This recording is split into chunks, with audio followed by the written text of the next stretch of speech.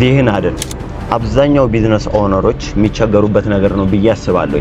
እኔም የራሴን ነገሮች መሞከር በጀመርኩባቸው ጊዜያት ላይ በጣም ቸገረው ነው የነበረው። ይሄ ጊዜያችንን ምን እንደምናደርገው ግራ ይገባናል። ማለትም አይበቃንም። የሆነ 5 ቦታ ሄዳለሁ ብለን አንድ ቦታ 2 ቦታ ስንሄድ ጊዜው ያልቃል።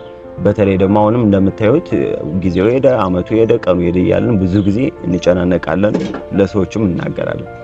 ሪያሊቲውም ያህ ነው። ግን ጊዜያችንን የምናድንበት 2 መንገድ አለ ብዬ አስባለሁ። አንደኛው የአውቶሜት ማድረግ ነው። እያንዳንዱ ነገር የምንሰራቸውን ነገሮች ይሄ አክቲቭሊ ሁል ጊዜ በየቀኑ ከማድረግ ይልቅ ሲስተም አድርገን አንዴ በጅተንለት ሲስተም አድርገንለት የሆነ የምንሰራበትን ፎርማት ሲስተማቲክ ማድረግ አውቶሜት ማድረግ በጣም ወሳኝ ነገር ነው፣ ቴክኖሎጂን በመጠቀም ጭምር።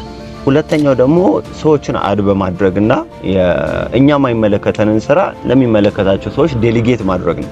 እኛ የማይመለከተን ስራ አለ፣ የኛን ጊዜ የሚይዝብን ሪቨናችንን በጣም ብሎክ የሚያደርግብን ነገሮች አሉ። እሱን ለሚመለከተው አካል መስጠት